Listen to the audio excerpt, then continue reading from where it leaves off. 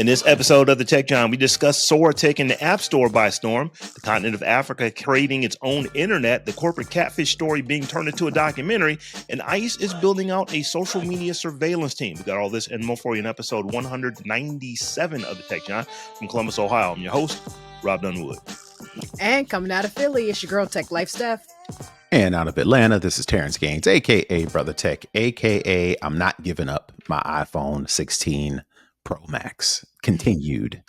And the reason why I say that is because my daughter's homecoming dance was this weekend. And as per usual, her friends get together and go to the local park and they take pictures in their outfits or whatever. So I was designated the adult parent picture taker. So took my iPhone 16, last year's iPhone 16 Pro Max, make sure it was on the right settings, took some pictures, and I'm pretty proud of myself at the pictures that I took. So all that to say, I was thinking about upgrading to the 17 Pro Max. I'm not doing it because this phone does exactly what I need to do. So I'm real quick, can you give us some of those settings real quick? Well, so if you've got space, that's the thing though, on your camera with those Pros and the Pro Max, even not, there's a RAW setting, and I think that's on the Pros. Mm-hmm. If you put it on the RAW for the format and the resolution at 48 megapixels, and you use those grids and you use the lighting correctly, it just so happened that, you know, me just having a little bit of knowledge says, hey, girls, turn your face into the sun. Now you're going to have to be squinting a little bit. So I'm going to need y'all to do big eyes. Don't squint because the sun's in your face. And it wasn't all that bright. It's just the sun is the light, you know. So turning them around the right way, making sure I put my phone in RAW mode, which again, I think you got to have the Pros to do that. And you do that and you use those grids on all of the on all the iPhones rather. I'm assuming it's Android too. But you can turn on the grids and it gives you like these little boxes. And my little limited knowledge again, I ain't no photographer, but if you line up your subject on those grid lines. Oh yeah, you definitely, that's where people's eyes go. So I put all that together, took some nice homecoming pictures of my daughter and her friends. So all that to say, I was still back and forth about, well, maybe I'll get the 17 Pro when everything dies down. Maybe I get it a Christmas present for myself. It's like, nope, I have no reason to need that phone. And normally I don't care, but that was like, if it's something that I want, I'm gonna get it, and it don't matter what the justification is. But if I'm like back and forth and waffling and not sure and just kind of want it, but I can't justify needing it, I'll go practicality every time. So since this phone works just fine, it's just fine for another year. Yeah, I was never getting that 17. And after they said it scratch up a lot, I'm like, nah, I'm good. I tell you what though, that orange, that's a beautiful color on the phone. It is. It's lovely. Have you seen it in person? I have. Okay. I have. So that's a nice looking color. So nice that D-Brand, the case maker, they done started making cases in the exact same color. So you can put that on. Everybody talked all that trash about the orange. Now D-Brand. Now the orange is the hotness. Orange, you know, I'm a fall color person. I like oranges and browns and stuff like that. So orange is the color I like anyway. So I before anybody said anything, I was like, oh, orange. That was enough to attract me to it. But it's like, that's actually that's not a bad orange. Tech Life Steph, it's good to see you back. You've been out for a few weeks. Yeah, glad to be back. Glad to have you back. But y'all, we're going to get into some of these stories. But before we do, we are at week 197. This is episode 197 of the Tech John. And as I said, for the last 7-8 weeks now, we have since episode 190 have been shouting out our patrons who have been there since day one. Now, last week we wrapped up the last of our founding 50, but we have some other folks who weren't necessarily in the first founding 50, but they are holding us down nonetheless. In fact, in the case of every one of these people, they are actually supporting at a higher level than the founding 50 as far as how much they are, contributing to us every month. So I wanted to go through these names here. We are shouting out Charlie Delavita, Eric Howard, Michelle Sergiu, Brian Scott, and Drew this week. So thank you guys for holding us down. We could not do this show if it wasn't for our supporters. And for anyone else who is listening and saying, oh, I'd like to support the Tech John, you can do that by heading over to the techjawn.com. That's the techjawn.com/Patreon. And you will find multiple tiers over there, any one of which will get you access to our live stream and after party. A couple of them get you access to an ad-free stream. So once again, head over to the techjawn.com/Patreon and sign up if you'd like to support the show. So we're going to kick things off with the thing that has just been taking the App Store by storm since it came out last week, Sora 2. For those who are not familiar, Sora 2 or Sora is the AI image, tool from OpenAI. But they came out with an app last week. They turned this thing into it is a social media network at this point. Literally, the way that people are creating videos and sharing videos and all this kind of stuff, it is a social media network. And I'm going to go out on a limb and say I think this is going to probably rival Instagram and Snapchat and TikTok within a matter of months. That it'll probably take a year to get to those kind of numbers, but it's going to pass up some of these smaller networks ridiculously fast. So I don't know what Sora is. Let me keep it a buck. When Rob asked us in the chat, does anybody want some Sora invites? I'm like, man, I have no idea what that is. I was immediately, yes. So let me, based on what you just said, let me understand. So it is a digital video tool. Is that correct? It basically is a social network where all the content on the social network is AI generated. So Sora, Okay. Sora is like VO2 or 3 or whatever, I don't know what that is either. But it's one of these image generators. But what they're doing is they're making a social network out of it. So they're making a social network out of it. Mm-hmm. But so having said that, people can still create their videos and export them into their phone or on their computer for posting on TikTok. Yeah, and it's still a Facebook. tool. It's still OpenAI's image and video generation tool. Right. But so Rob, they've socialized it, quote unquote, so that people spend more time on the app like they do on any of the other apps. I guess what is the thing that's going to keep them in Sora as opposed to just exporting my videos and putting them on Instagram where everybody already is? Seeing what everybody else has done on Sora. No different. Yeah, but if everybody's pulling it out of Sora and putting it on Instagram, why I got to go on Sora? Well, think of it this way. There are a ton of people who create stuff on Instagram. They export that stuff out and put it on YouTube. They export that stuff out and put it on TikTok. They put it other places. So there is that aspect of it. And right now, there are as many people who are putting it on other places as they are in Sora for the very specific reason that Sora is only invite only right now. So if you don't have an invite, you can't even get into it. So so even with that, it has moved to the #1 app on the App Store. And it's also only available on iPhone. Now you can use it on the web, but if you're using the iPhone app, you get some additional features where you can actually have it scan your face. You say 3 numbers, and that's all that it needs to get your voice, and then you can create videos with yourself. Now I know, Steph, you're not going to be doing that part of it, but the app, it's really good. I mean, it's really good. There are things you can create with this that are absolutely passable.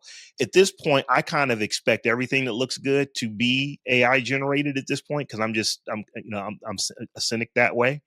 But there's stuff that if I didn't know that it was created in Sora, I would just assume that, man, this is like a commercial that somebody created. The content looks that good on a lot of these prompts.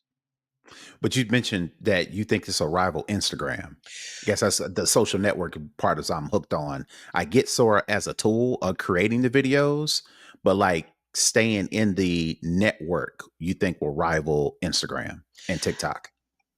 I think so. I think that it's going to be that popular eventually. Do they have? Is there a feed now where you like just like a general sort of like a For You page? So yeah, I definitely could see that. Like I would I probably wouldn't spend that much time in it because I just don't care to look at AI generated videos like that over an extended period of time. I would probably use it more like I use CapCut. I think CapCut's trying to be that same sort of thing, like you do everything and kind of stay in the app. I would use it, and then to your point, Terrance, if I created a video I just wanted everybody to see, upload it somewhere else. But I could definitely see once the app is open to everybody, once it's out of invite only mode or whatever, people Mhm, just staying on that mhm, platform and them having a feed that looks like a For You page where it's just all AI generated videos and just the creativity that you have with a tool like this, people wanting to engage with that type of content. I could definitely see it. I don't know necessarily um that it becomes more popular than a TikTok or an Instagram, but maybe a third platform, after TikTok, Instagram, X maybe, and then Sora. I definitely see it. I definitely could see it entering into the social media fray as a real contender. got it. And I is it free to use? right now, right now it is free to use. However, people are using it so voraciously.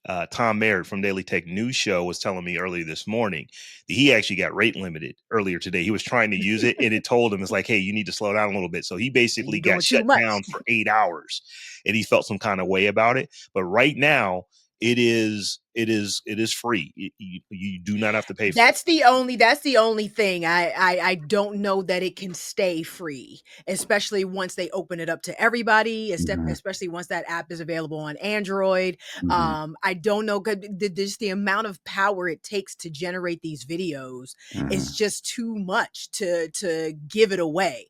mhm, So that would be the only thing I would say that would keep the platform from becoming you know the third major social network, that plus the type of content, because how are you actually regulating AI generated content? Isaac Hayes the third, who owns Fanbase, posted a video on his Instagram feed a few days ago of if somebody had used Martin Luther King Jr.'s image and voice and likeness to generate a video of him looking like he was chanting like a gorilla in front of a crowd instead of giving a normal speech. And they're not going to you how do you regulate that kind of thing on an AI generated platform when it's all AI generated? How are you going to regulate child sexual abuse material? How are you going to regulate porn? How are you going to regulate all of these different things when it's not real in the first place? So mhm. they're going to have a huge, ginormous content problem and content moderation problem, in addition to the fact that I don't think they're going to be able to keep it free for long, or the free tier is going to have such basic features that it's not going to be worth people's while to stay on platform because of it.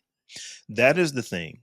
The compute that it takes to generate these videos, Hmm. that is the thing that makes me think, well, maybe it won't get as big as TikTok. That's why I'm putting it somewhere between Snapchat and TikTok. I think it's going to be massive. I think it's going to be It'll massive have for its free it in a it'll definitely have its fan base, mhm. you know what I mean? Not no pun intended. There will be people that will just flock to it and love it and do some wonderful things, And or some using the tool and everything else, but it's gonna have its limitations for, I think, those two reasons especially. So I've been playing around with it. I messed around with it a little bit this weekend. I played with it earlier today. And let me just give you an example of some of the stuff that I did. I just created just a 10-second clip, and my prompt was, create a video of African American Gen Xers using a new iPhone. And it gave me a commercial that looked like it could be Absolutely. something that would play on it wouldn't be a commercial you see on TV, it would be a commercial you see on a YouTube channel. There's like one of those 10-second Mhm. commercials, and then it just makes its point and just goes away. And it was absolutely plausible. It was believable. Now, if I pull my magnifying glass out and I start pixel peeking and all this kind of stuff and looking, yes, you can tell that it was AI created, but it didn't look or feel AI created. It felt like it was a real commercial that was made by it didn't say Apple, it just phone company, because like Mm-hmm. they're having an issue with copyrighted stuff. They're having an issue with rights holders of said copyrights coming in saying, hey, we don't want this stuff in there. Like Michael Jackson's estate has come out and said, we do not want you using this, because there are all kind of like Michael Good luck with Jackson, that. Tupac, Biggie And that's videos what out I'm there. saying. You're gonna run into so much copyright infringement shit, and it just I actually use Sora. I'm a member of an organization called the Drifters, which is the civic and social organization of African American women, national organization, and we had an event last or earlier this year. Actually, was it last year? Earlier, I don't know. We have an event every year called Hatitude, where we sell. It's a hat auction, but it's a party, and we raise money for scholarships, yada yada yada. I say all that to say I use Sora quite extensively in the marketing for that, and you can go on my Instagram page right now, scroll down a little bit to where the videos Let me for close up. Hatitude are posted. All of those, like I created little 10-second videos of people dancing, people in fancy hats, people at horse races, because it was a Kentucky Derby theme this year, and put them all together to create like a minute long or a 30-second, 40-second. It's a phenomenal tool. I don't have anything bad to say necessarily about the technology. I think the technology is phenomenal. I just think it's going to have a lot of problems with, like I said, content moderation, copyright usage and infringement. And then it's going to start costing people. Yeah, the copyright infringement is a big deal. So just days after Sora 2 came out, Sam Altman put on his personal blog, hey, we had to put some guardrails on this Joker. you know, it's Right. like, so Y'all and they going to are have to good come up off guardrails. some cash. So, when it first came out, and we're talking specifically about the Sora 2, the social media app, because Sora's been out for a minute. This is the second Hmm. iteration of it. It is so much better. Did you use your image, Rob, to create anything? I didn't, and I wanted to talk to you about doing this. Here's my concern with Mhm. doing it. You put your image in there, and if you make your image available, then people can use it. Now, the guardrails that Hmm. were put on, you can now say, I don't want my image being used for X, Y, or Z.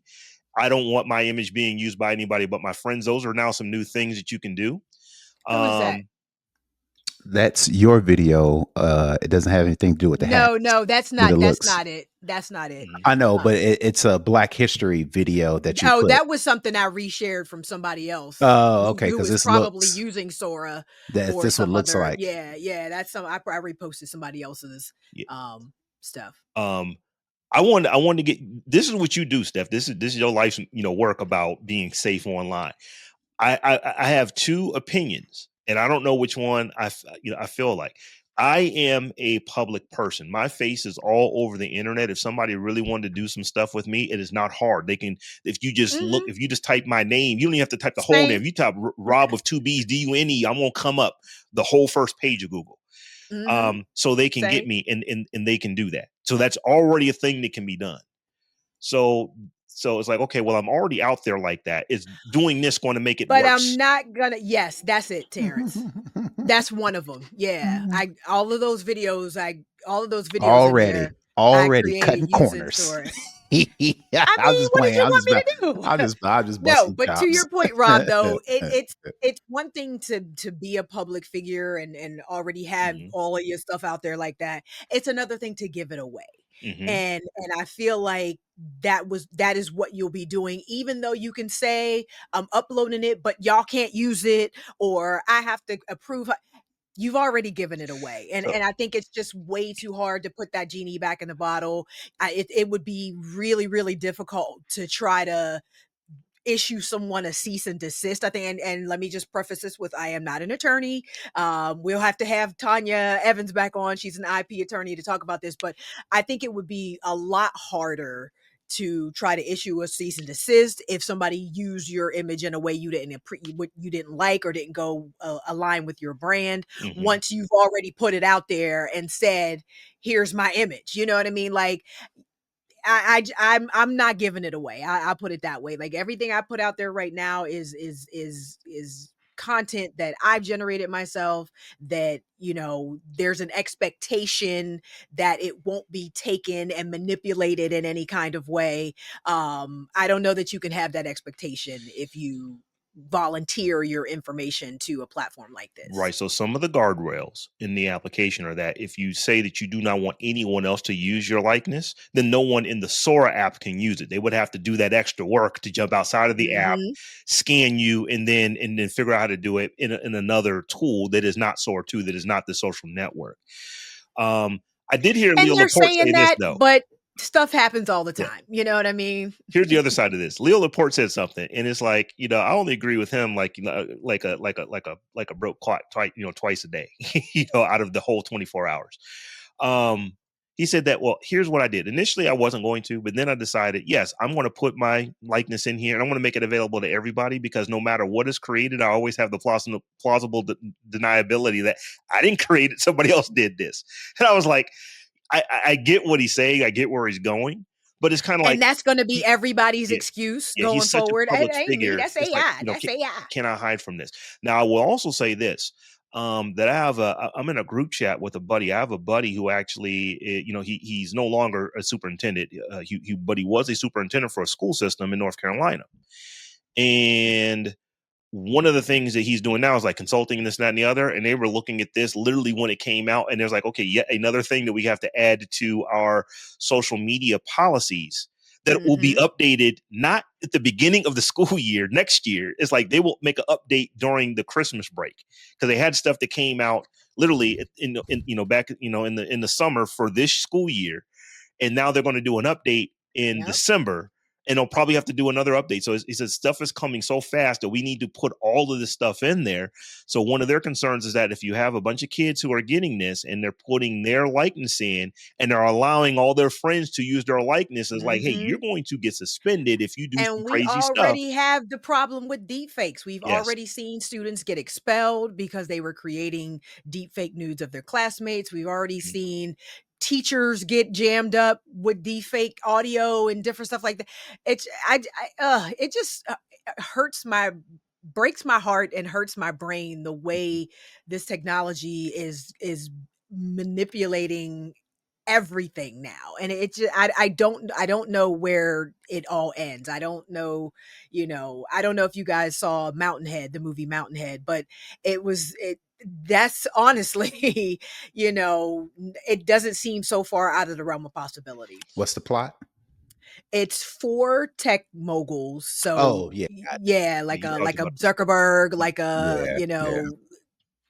jobs, like, and Mhm. they're at this retreat, and the world is burning because of one of their AI generators has started inciting wars and riots and everything around the country. And the other guy, one of the other tech moguls, actually has a tool that can detect AI with like almost 100%, near perfect accuracy. The other guy wants him to sell him his tool so that he could say, yeah, I created this chaos, but now here's the thing that's going to fix it. And the guy won't do it. And so it's just this whole sort of conflict, with that, and they're all fiddling while Rome burns, Mhm. basically. But I don't necessarily see another way out of any of this for us right now, honestly. So I will say this about Sora, and I'm looking at Sora like I look at the internet. There's folks who, when the World Wide Web came, that's a slippery slope. People can just get on a web It's page and true. you can put anything out there. That's always been the case for That everything, and never in the history of history have I seen us not do a technological advancement because of the ramifications of it. Not saying that we Oh yeah, shouldn't we're do still that. going to do it. I mean, we're Yeah, they still going still to do going it. to do it, but So it's yeah. Ugh. with that, I'm going to call it right now. I'll call it on October 6th, 2025. I think Sora within 18 months will be a top 5 social media platform on the planet. The whole platform, not just the tool.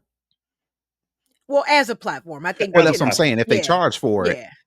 if Yeah. if they're charging people for it, I don't know if people are gonna prefer that over the free stuff that they're currently enjoying, like Instagram, TikTok. But as a tool, now that the Instagrams and the TikToks I feel could be proliferated heavily with Sora content. Absolutely. Yes, But but I Mhm. don't here's the necessarily other see part of it people. too, is that this will, in my opinion, I'm not telling OpenAI what to do, but this will be a freemium product. If they do, and you already can get a premium account if you like in your Mhm. ChatGPT, you can pay for it and you get more tokens and all that kind of stuff. That's already the case. But here's what I think. I don't believe that most people are on this doing creation right now. Most people are on this just looking to see what other people have done. In the same way, most people are on Instagram aren't creating Instagram reels. They're on Instagram looking at other people's reels. Most people on TikTok aren't creating TikToks. They are literally there to look at what everybody else has done. And I think that that is going to be no different here. Most people who will be on this platform aren't creators. They're just consumers of the content that is being created. And some folks have already said, oh, as a social media platform, it sucks. It doesn't have this, it doesn't have that. You know what? All social media platforms suck when they first came out until you started adding the things into them that make them better. But all of the social media stuff to make this better, that's very figure outable because those platforms already exist. There already is an Instagram, there already is a Threads, there already is a X that shows, hey, this is the kind of stuff that people like. Let's go ahead and steal them, steal It that and is. put it into our platform. I still think it's gonna be more like a CapCut. Well, see, CapCut is just a tool. It's an editing. I Right, mean, CapCut is a Adobe right. Premiere. CapCut But is but a you can Final. actually still go in there and look at other people's stuff. Um, I I I don't necessarily. I just don't think there's going to be enough incentive to stay on platform when those videos are going to be shared across all the other platforms people are already on. Let me tell Like you it's why I not think you're wrong. Let me okay. tell you why I think you're wrong. How long has CapCut been out? It's been a couple years. It's been a while, and I think it's a This pretty already has more popular. users than CapCut. Right. I mean, I But get it, but they're using it as the tool that it is. I just I feel like because these videos are going to be, they're not only going to going be to Sora live. platform Right. specific. As soon as they create them, they're going to share them out to every other platform that's out there. So the incentive to stay on platform there for Mhm. somebody who doesn't have an account and probably won't pay for an account, I just don't see the incentive for people to stay on platform Now, there. I would take your argument, Rob, if you couldn't export them videos out of Right. there and they were dope, Right. or that was what everybody was doing. I could see that. But what is the benefit to keep them there? Now, where I will agree with you, it may not be hours of consumption time. May not equate to like people are going to use Instagram more. They'll be on that platform more. People will be inside of Mhm. TikTok more for the very reason, Steph, that you point out. But here's why I think that this is going to be huge. Like I said, I'm just making a call. I could completely be wrong. And I will come back on. You guys can tell me how wrong I was, in 6 months or a year if that's the case, and it very well could be the case. The reason I think that I'm on, that I'm not wrong is because the other part of this is that you can remix other people's content. So I someone creates a video that you think is cool and they make it public, you can now go in and you can put your own prompt to their video and change it and use it. So there are literally the conversations that are happening now inside of this platform. Yes, but I Mhm. will the my reply to that is there might be conversations happening, but community is not happening.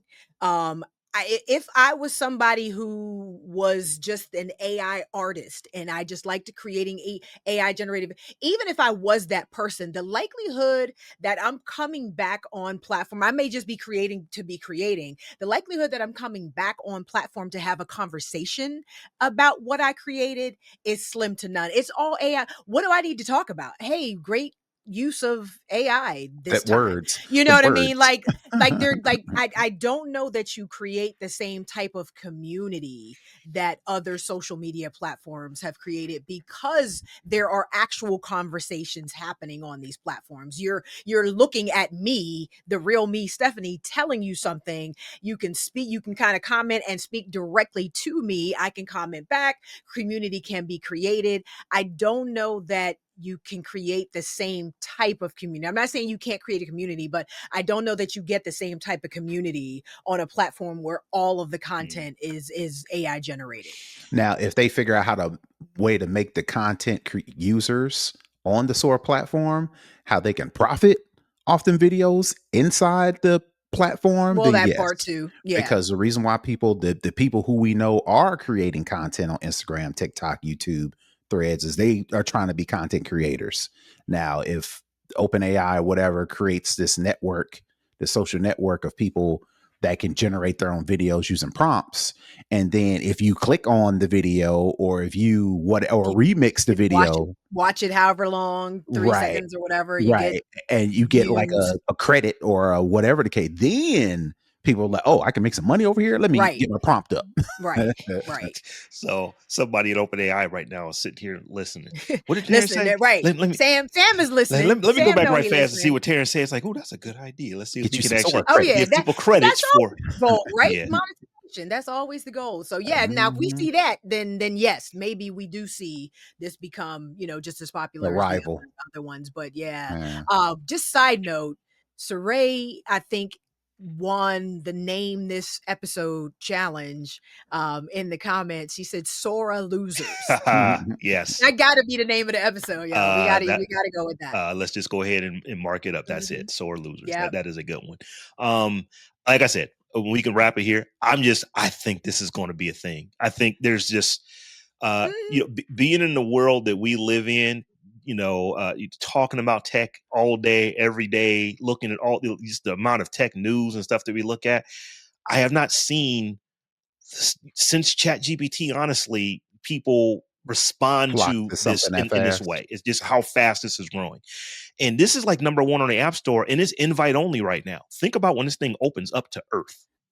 It's the only I just still it hurts my heart to know the environmental impact this is gonna have Since when on does that ever us. stop us I from know, doing and it's anything? not going Mhm. to, unfortunately, but I'm talking shit like I ain't gonna be on there using it tomorrow because Rob just gave me my invite code. But it's still it's just Yeah, I just hate to see it. there's that, and we'll see how that plays out in it. But yeah, this genie is not going back in that bottle, because they'll just start talking about, No. oh, we'll just build data centers in space, which is a thing. There are companies out there that are literally building technology to allow you to build data centers in space, and you don't have to worry about cooling because space is cold. You don't have to worry about energy because the sun is really is, as stars go, I the mean, sun is that's not not that a big, but bad idea. as far as stars close to us, it's pretty big, and you can get a lot of power from it. So I think that you're going to start seeing that If in the not too somebody distant gets that future. right, that's the $1 trillion idea right You Nah, there. ain't even joking. I just watched Alien Earth series. I'm not about to be out in space messing with no xenomorphs. No, thank you. So I think I'm 3 episodes in on that, and I stopped because there's just too much other tech stuff that I'm watching. I was not tech stuff, just TV shows. But I am going to go back to it when I finish the Jason Momoa show on Apple TV Plus. But let's move on to this next story, Steph. This is one that you had actually mentioned a few weeks ago. So it's not necessarily a news story, but it is a big one. The continent of Africa is launching its own internet, and like just to give you the read here, the Continental Internet Exchange, or the CIX, a project by the African Union to establish a continent-wide network infrastructure. It's a system of localized digital highways, not a completely separate internet designed to increase internet speed, reduce cost, and strengthen data sovereignty across Africa. So, long story short, what the continent, and this is not, we have to be careful because sometimes we'll say Africa like we're talking about just one place in Africa, and that's not the case. This is the entire continent from the top to the bottom. The CIX is that, they've decided that we need to build our own trunk here because we are too dependent on other countries and on companies that can determine our sovereignty as far as what our internet access is. So this project is essentially to allow them to build their own trunk so that When you ultimately, say own trunk, what does that mean?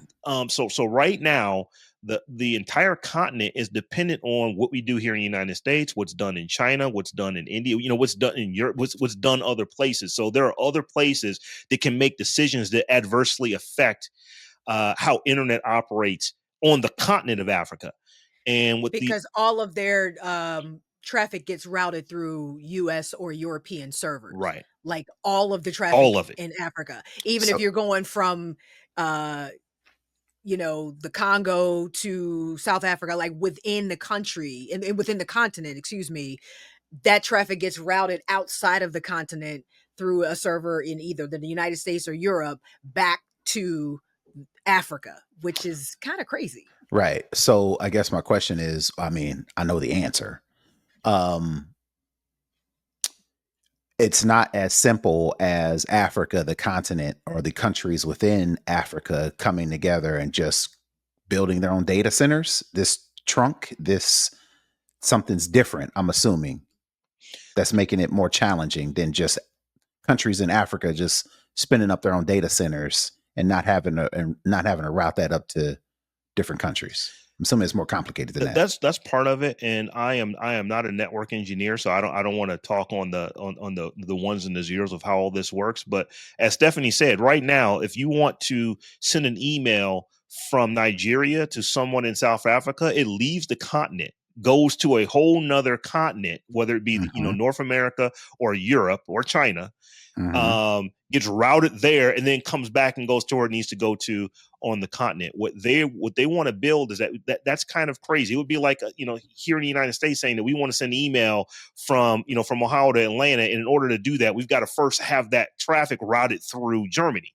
It just doesn't make sense when we are a whole continent over here where we could do that kind of stuff on our own if we had the infrastructure to do it. So what the CIX is proposing is that, hey, we should build our own infrastructure so that we have our own internet trunk. So if there is an issue, let's say that the internet goes down in the United States, the internet is kind of designed so these things don't happen, but not in Africa. Africa does not have its own base. It's everything there is routed through other places. And what this will allow is that they can send traffic directly from Nigeria to Cameroon, directly from Cameroon to South Africa, directly from South Africa to Egypt. It would all be routed within the country because they're doing it within their own trunk of the internet as compared to using North America's or using Europe's.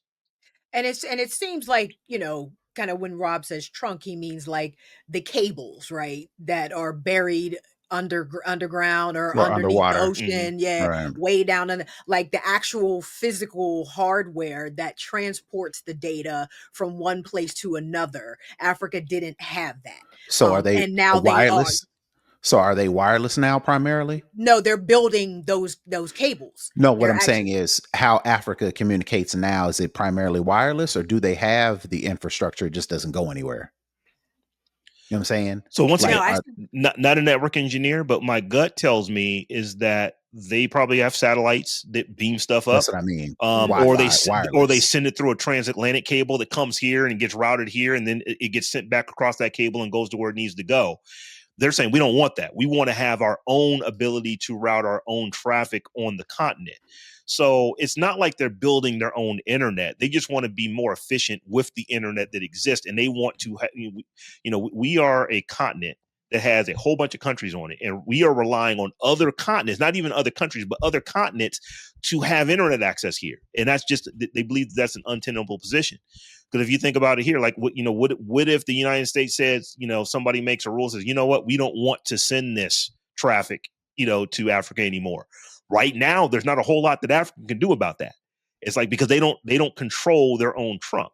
If they put the CIX in place and now they can literally route traffic within the continent between states or between countries on the continent, they become less dependent on what happens in the United States and North America. They become less, dependent on I, what happens in Europe and countries there, less dependent on what happens in China, which has a lot of infrastructure there as well. right. But I guess I'm still trying to figure out what is outside of funds. What is the like whole why haven't they done this like 20 years ago? Or like is the countries weren't able to come into an agreement? Were they being blocked by the European Union or blocked by the United States or blocked by China? What was it that they're just now saying, you know what would be a good idea if we had our own internet infrastructure For a in lot of 2025? sub-Saharan Africa, there's a whole lot of colonization that's been Yeah. happening there that they are Right. literally in the last 50 years coming out of. So Okay. while they are literally, we are becoming a sovereign country at the same time that the United States is, let's build a network that can't be taken down by nuclear war. Those things weren't necessarily priorities for the continent of Africa back in the 60s and the 70s and 80s and the 90s when this stuff was being built literally everywhere else in the world. So I think that, part of this is that, Africa is a, for the most part is an emerging market. Place. Yeah. There's, like they're not the only, like it's a whole continent. So this is what makes it a little different. But there's a lot of countries that don't control their own internet either.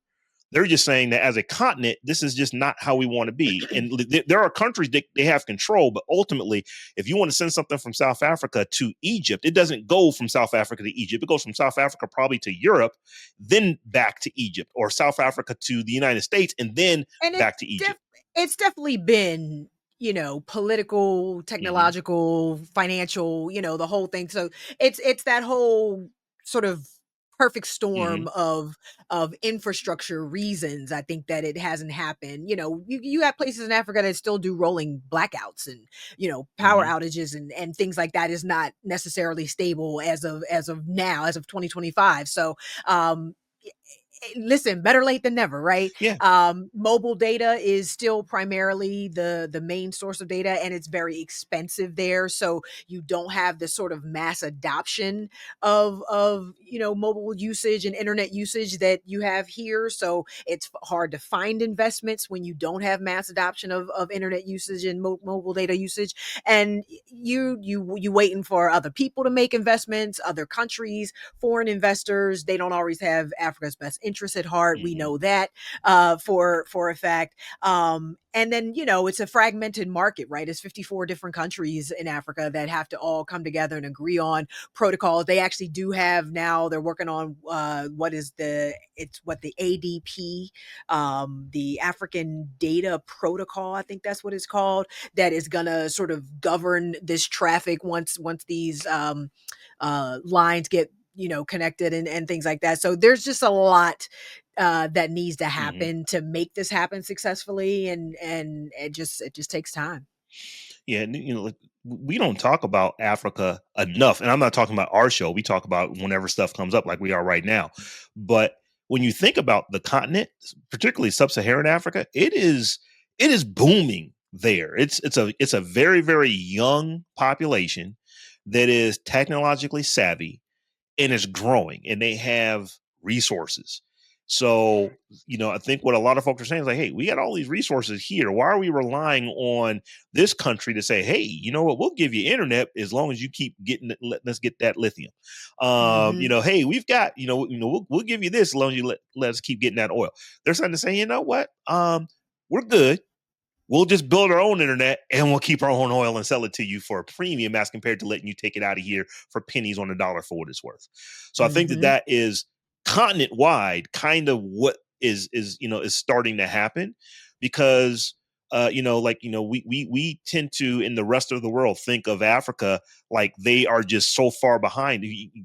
Go to Nigeria, go to South Africa, hang out for a minute. You will see that not the entire country, but the places where the cities are, the big cities, you don't feel a whole lot different than if you were to go to any other world city. Because like these are not small countries. They are like we tend to think of Africa like it's just one thing. As Steph said, what is it, 54 Hmm. countries? And many of them, like Nigeria, is what the fifth biggest country in the world. I mean, these are big places, and they have a lot of resources. So I think that you're going to see more stuff like the CIX come there. This is just the story we're talking about today, but I don't think this is going to be the last time we talk about. Oh wow, Africa didn't have this, now they do. The continent speaking. Yeah. Yeah. I am very optimistic that this will work out and provide Africa with another level of autonomy Mm-hmm. that they need, It, it because it people have been completely makes robbing sense. Africa of resources since its inception, and so hopefully they can take back some sort of self-determination from this. And yeah, it's not a bad thing. So y'all, do you remember there was a woman on LinkedIn I think it was like late last year. It was actually 8 months last year, but this is in 2024. Her name is Aaliyah Jones, and what she did was she was having a problem. She was looking for a job, and she's like, I know I'm qualified for these roles. Why am I not even getting people looking at my LinkedIn, looking at my resume, this or the other? So she had the idea, is like, you know what? I want to create an AI profile. And what she did was she created a web series where she just showed that in the AI profile, the only things that were different is that it was a white woman that had a white name. Everything else was the same.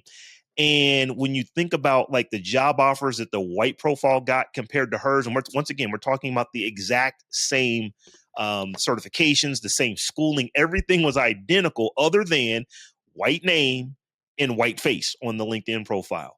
And it wasn't like it was a few more. It was like she was getting maybe 8% Orders responses, of magnitude and more. the white one was getting like 67% response. It was crazy. Well, for her own mental health, she said, I just can't keep doing this. So she shut it down, I want to say in December of 2024.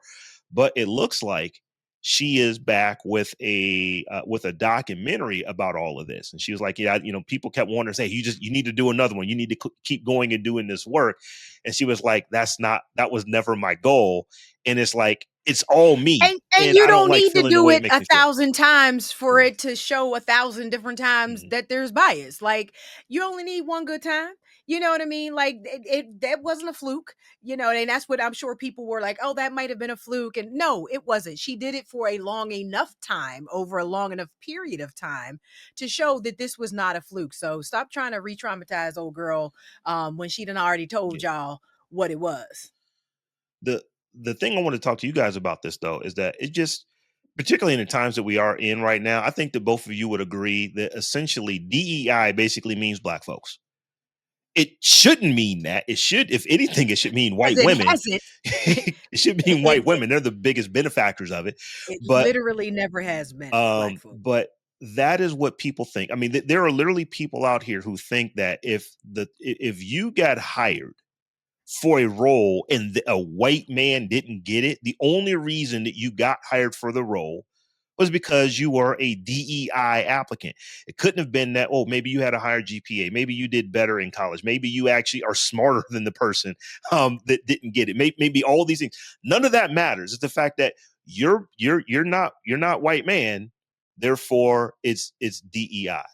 So I kind of want to just have a conversation with you guys. It's like, particularly in the times that we are in right now in October of 2025.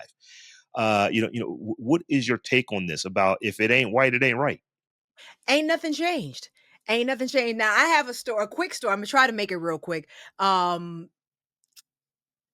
So when I was in corporate America, I entered into a program at my job for grad school. I wanted to go back to grad school. My job had a program where they would pay for grad school in advance. You ain't got to get reimbursed. You got time off of work to go to class. You got a book allowance, the whole nine. It was a great program. Applied, got in the program at work. Had to have my manager and 2 other letters of recommendation. It was a very competitive program to get into, and they did say that you still have to get accepted into the university. And I hesitate on whether or not I want to put this university on blast on this podcast, but if you know me and you follow me, you know where I went to grad school, so you'll know what school I'm talking about. But you had to, the whole thing was getting into this program at work did not guarantee you getting into the school. It wasn't there wasn't anybody at the time up to this point who hadn't gotten in. But there was no guarantee. I was like, and I didn't even think anything about that because I graduated with honors and You engineering follow all the degree, the whole nine. procedure, Yeah, got the yeah. I was like, credentials, got the yeah. I resume, was got the like, so experience. it didn't even occur to me that I wouldn't get into the school through this program.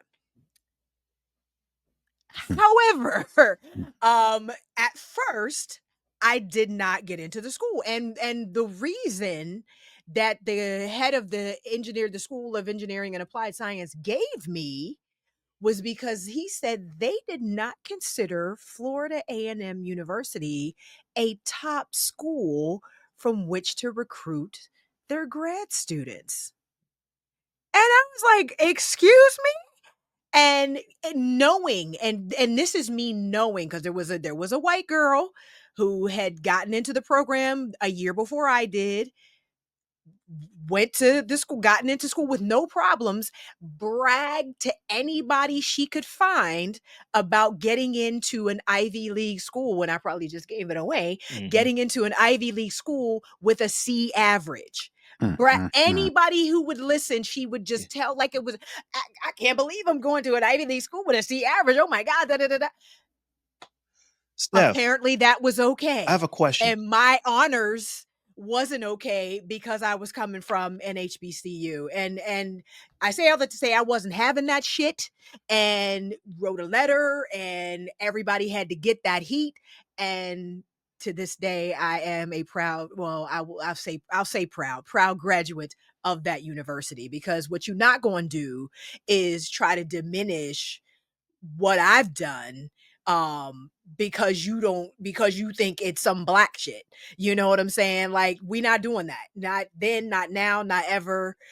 Especially when I know for a fact that you have people in your program that didn't have the same, just regular. Yeah, mediocre AF, and did not have the same qualifications as I did. So yeah, I know a little bit about what old girl is talking about and what she's trying to explore in her documentary.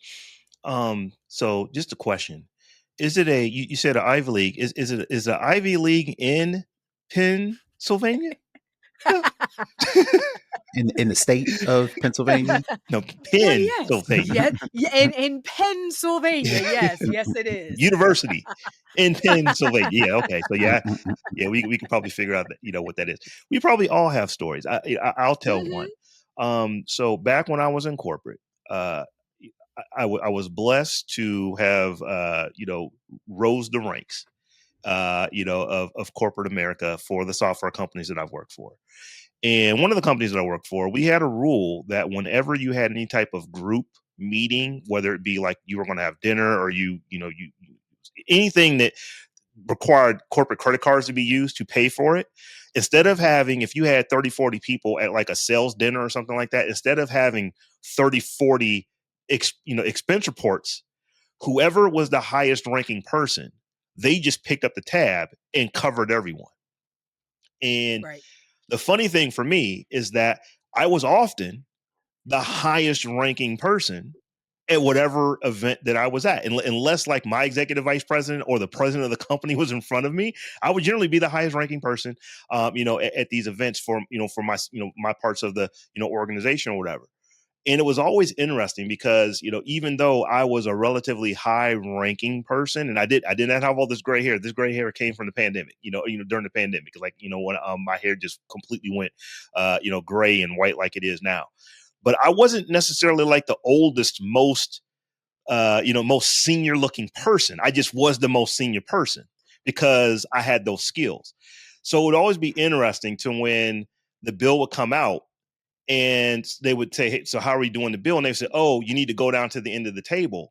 And it was just an assumption that the gray haired white guy with the sport coat on that just came from a sales call was, that guy. And then he would get it and say, hey, don't get this to me. You got to give it to that dude. And then they would look at me and, you say you mean the server? Yeah, the server, whomever else. And then like the looks they would get. And it's like, so they would hand it to me. And then like, but I've never seen anyone else get questioned on their American Express, their corporate American Express. And it's like, I would regularly, this happened more than a handful of times, to where, why am I answering questions about this card that can be literally, I could go buy a battleship with this and it should be covered. Why? Oh, well, we didn't mean anything by it. Well, what did you mean? Because I'm kind of that way. I was not concerned about my job in these situations because I knew who I worked for. But I was like, so what did you mean? Because when you went to that guy, you didn't ask him for anything. It wasn't until he said, oh, wait a minute, Robb outranks me. He needs to do this. And now we got to jump through hoops when you were fine not having to jump through hoops for that person right there. Make me understand that.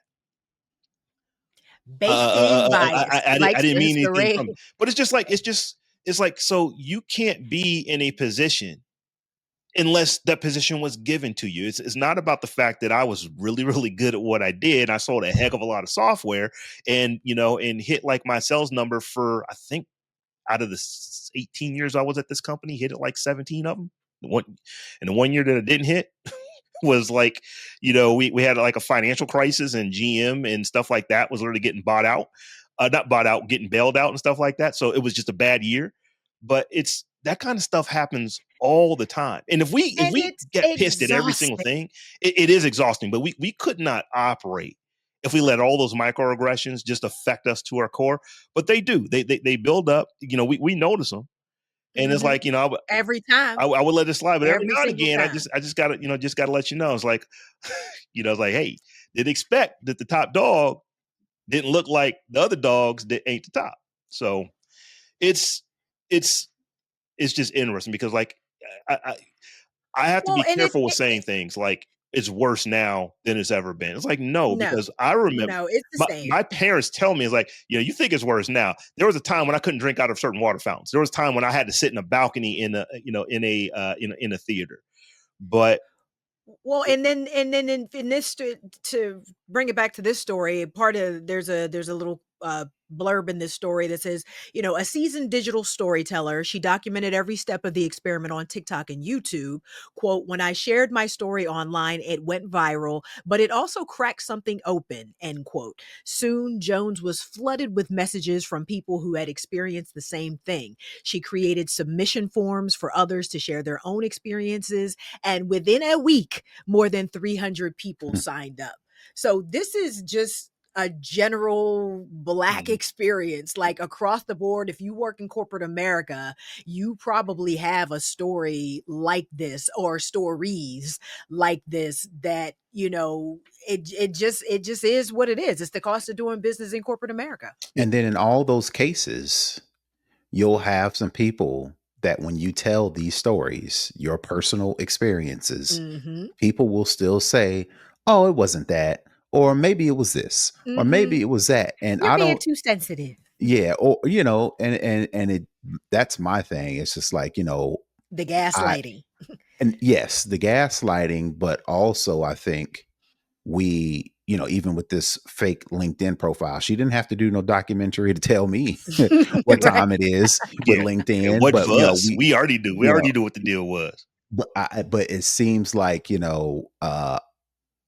don't want to say when do we get to a point, but it's like this discovery that we keep trying to discover or unearth Well, for and the convince masses, other people that right? it's And then happening. but then you hand it to them cold blooded, like Mhm. it's this is what it, and they're still Black and like, white. Yeah. nah. It's like, you know what, and it's a wrap for me. Yeah. You can, but it seems like I don't know if it's approval, I don't know if it's validation, I don't know if it's, uh venting, maybe it's just venting, but it's like, when do we get to a point to where it's like, this is what it is, now we have to either be cool with it or, But do something I else. how do you I affect don't know. change though? That's the thing. I don't Unless you know. keep Pounding the bringing pavement. attention to it and, Yeah. and raising awareness about it, like nothing ever changes if nothing ever changes. And I Right. think, yes, it's exhausting for us, and we all know what the deal is, but you know, keep knocking and doors will be opened unto you. I mean, Hmm. not to get biblical, but like you have to keep raising awareness, because eventually, at least you have to have hope that eventually, people will start to change their mindsets, and I don't know. You got to keep we got to keep going, because that's what we always do, right? Let's just say I don't this. know. Thank goodness for the people who have activism in their heart, because 'Cause it I ain't got it. I don't Terrence said, that ain't necessarily my ministry. yeah, that's that's not where I roll. It's like, it is because I'm not one. Oh, maybe it's that I'm a card carrying member of Mensa and I'm just smarter than you. So I was able to think through this and get to this position that you weren't able to get to.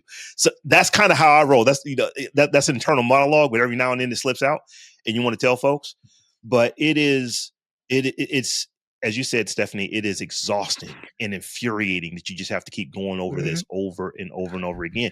And then when folks don't want to believe you, it's like, hey, it really ain't much I can do for you, because it's like you will literally tell me you only got this role because of DEI, and then they can't see anything past that, and it's Mm. like, but my test And scores were better than yours. sometimes some of those people you just gotta let go, and Yeah. you ain't arguing with you, but in my case with my situation with grad school, I didn't let it go. And I got into grad school. You know what I Mhm. mean? Like I could have just said, "Oh, here we go. This is how they treat. See, this is how they treat black people." And I could have gone away because I didn't get any support from anybody at my job.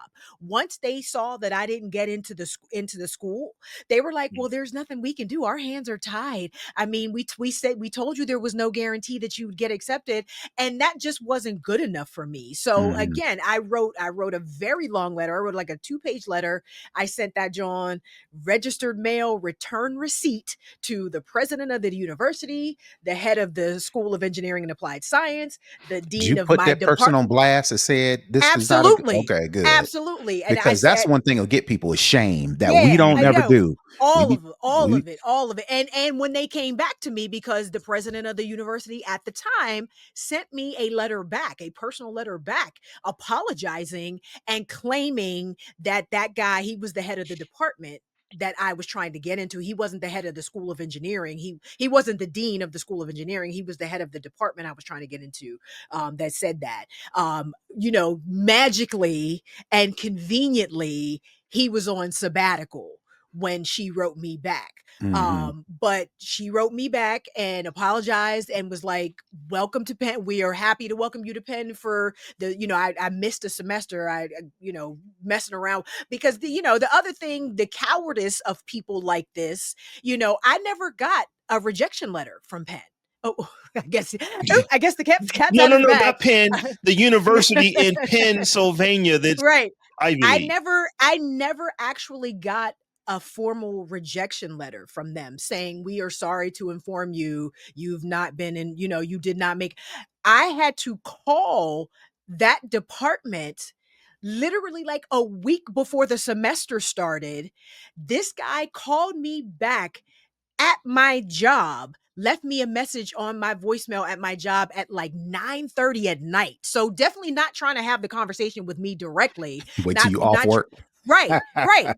And so that's how I found out I did not get in. Somebody leaving me a voicemail on my work phone at 9:30 at night, a week before the semester started. So, I missed that semester because obviously it was a week before and Mhm. I hadn't heard anything. And I'm just like, well, what the fuck? Am I going? Am I not going? I'm trying to my job is asking me, Steph, what's going on? When do you start? I'm like, I don't know. Ain't nobody saying nothing. So, like I said, when the president of the university wrote me back, she's all apologetic. And oh my God, that's not our values. That doesn't reflect how we feel about HBCU, yada yada, yada yada Yeah, that's yada. exactly how they felt But about HBCUs, which is why they right. didn't send you a rejection Which is letter why because they knew which they is didn't have why anything on paper that should have had you rejected. that So we should have just ain't gonna disqualified we me. just gonna be That's quiet right. and hope she don't say something. And go her and hope she goes away and Mhm. just feel and I was like, no, I'm not going to go away because I know I'm qualified to go to this university. Like, what y'all not going to do is try to make me feel less than because of where I went to undergrad. So, I say all that to say, Terrance, to your point about, why do we keep beating our heads against these walls when we know what it is? Sometimes you can crack that wall just a little bit. Yeah, I got it. But I guess it was more kind of like well, this option ain't working. What are our other options that we need to Right. be And exhausting? we need to Right. look at that too. Yeah. We need to look at that Yeah. too. Like we need to build our own stuff and do our own thing and entrepreneurship and all that. But also we live here in America too. And you not going to just be excluding me Push from me off. shit. Yeah. Absolutely. You're not going to just be ghosting me and excluding me from shit that I'm eminently qualified Yeah. for. So, Mhm. nah, F that. Something tells me that we will be talking about more stuff like this in the after party. So I'm just doing a plug for it. It's like, hey, if you're not a patron and you want to hear about what we talk about for a half hour after the show that don't necessarily have anything to do with tech, kind of like this last half hour we'll be talking about this stuff, you need to sign up and become a patron. Head over to thetechgen.com/Patreon. But before we get to the after party, we do got one last tech thing to We talk could keep it about. to the Apple party. Oh, We had you want a to say minute this? and we Yeah, had an we're hour and Oh eight. over. Man, wow, come on, that man. time. You know what? We Yeah, talk yeah. about stuff that Time we flew. passionate about. The Rob, time you fly, always don't every it? week. We can save the social media one till next week because that's an important story. So let's hold that for Mhm. We'll next hold this week. till next week. Rob's always like, "Oh, we ain't got enough I stuff to know. talk One about more every time. We week. ain't got Now look, y'all We have ain't to got give enough to me talk credit. about." I used to have four stories, four main stories, a fifth, and then like 2-3 things in the bag. Y'all give me some credit. I've been going with four stories. Last week, Terrance and I did 3. So Mhm. it's like, I'm no, just we saying, try to get that we'll nice tight hour. I wouldn't even look at the clock, but it's like, yeah, we'll we've been going come for a back minute. on the flip side So with the other one. so with that being said, I just did the shout out for the for the Patreon to become members of our Patreon and then come hang out with us in our after party. We're gonna get to it, but since we did that, I will also say this, y'all, it's getting cooler outside. In fact, the cool off starts tonight here in Ohio, at least. Like it was in the 80s today. It's gonna be in the 60s tomorrow. Mm-hmm. Got new sweatshirts, hoodies, all the kind of good stuff over at our Tech John store. So head over to thetechjohn.com/shop. You're gonna find all kind of mice pads and aprons and mugs, t-shirts, all that kind of stuff is over there. So head over there if you like to get some swag with our mask on it, with our artwork that we have on it. I think it's pretty fly. Head over to thetechjohn.com/shop. So with that, Tech Life Steph, tell folks how they can get at you. You can follow me all around the web at Tech Life Steph, or head to my website at stephaniehumphrey.com and sign up for my newsletter. And you can find me all over the internet at Brother Tech. That's BROTHATECH. And I am at Robb Dunewood on all the things. And we're also at the Tech John, the Tech JAWN on all things. So come holler at us however you holler. Until we meet again in a week's time. Peace. Peace.